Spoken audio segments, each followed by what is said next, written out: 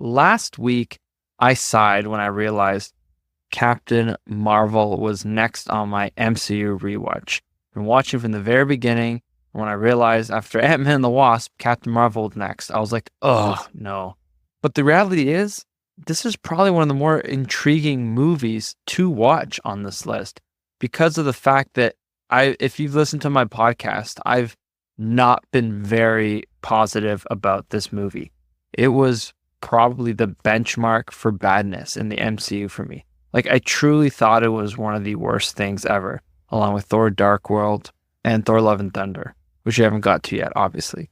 And I think it must have been 3 times I've tried watching this movie over the years in theaters and then the 2 times after.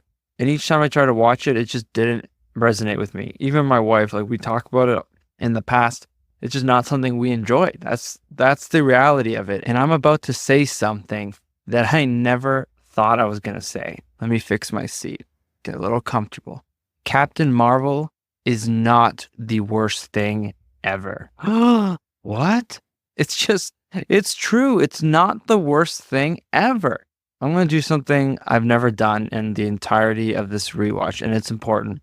I'm going to tell you now where Captain Marvel ranks, because then I want to talk about this afterwards. Captain Marvel is coming in last in our MCU power rankings, but to me, it's in this ballpark of Thor Dark World and Iron Man 3, where they're all kind of equal to me, but I personally like Thor and Iron Man a little better. Ant-Man, I think, is a step above all those, to be honest. Both Ant-Mans. Now, I'm not saying this movie was a work of art. I put it at the bottom of the rankings for a reason, but it's definitely not as bad as I kept telling myself over the years. I thought the de-aging of Coulson and Nick Fury was actually crazy good. I've seen some horrible de-aging since. I'm talking about Luke Skywalker and The Mandalorian. They did a really good job there. The movie had some really good visuals. Captain Marvel, when she's flying around, when she's flying to Earth, looked horrible. But a lot of the other stuff was really well done. The editing, the casting choices, the storylines were really good. A lot of it was well done. It was a fun superhero movie. I don't really connect with Carol Danvers, Brie Larson's portrayal of Captain Marvel right now.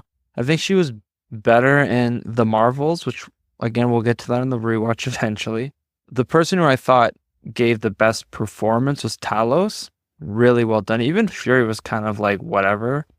Not the best performance, but Talos was exceptional. And we got to see a baby, I forget her name, that Emilia Clarke's character. We got to see a baby version of her. So that was cool. Really loved her character. She did a really good job in Secret Invasion. But speaking of Secret Invasion, this movie kind of makes me observe and see what Secret Invasion did wrong. Because the Skrulls, you really feel for them. And I feel like they got kind of boned by Marvel, you know? They had a really good arc set up, introduced in this movie, and it kind of went nowhere. Or at least where it went, I didn't really like. So when I say nowhere, I mean like it didn't go in a good direction. Captain Marvel had action. It did have some humor. I really liked the twist that the Skrulls were actually good guys and the Kree were the bad guys. It was cool seeing Ronan before he would make his appearance in Guardians of the Galaxy. Jude Law was pretty good. I definitely think I was too hard on that movie in the past, so I want to apologize for that. I don't know. It's just you get disappointed, and then you get sucked into the mob mentality of the film, and because a lot of people were bashing that film when it came out, and I think I got sucked into that negativity. That's why I wanted to do this rewatch. I want to watch all these films on their own and just go in with a clear mind and see what I think. Although, you know, I'm saying Captain Marvel got bashed by people, but it did make $1 billion. So on a budget of $175 million, Captain Marvel made $1.13 billion. That's really good. But it did get bashed by a lot of people. I remember the reviews. It wasn't very good. And a lot of people bashed Dark World and a lot of people bashed Iron Man 3. All I'm saying is those movies are not that bad. Okay? They're not like Morbius or Madam Web. There's a lesson to be learned from this experience of watching Captain Marvel again. Watch a movie before you see the crowd reaction or read the crowd reaction. Go watch a movie. Don't look at the scores.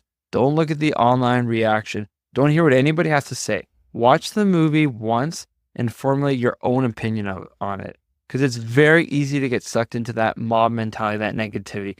I don't even let myself get sucked into it as much as other people, but I still feel like that's what happened here in Captain Marvel's case. I gave some time, I watched it on its own, and I had a good time. I enjoyed Captain Marvel. If you told Mark Savvy of 2019, hey bro, you're actually gonna kind of enjoy this movie, he would think you're crazy. Honestly, I can't even remember what I ate for breakfast this morning. I don't know where I was in my life in 2019.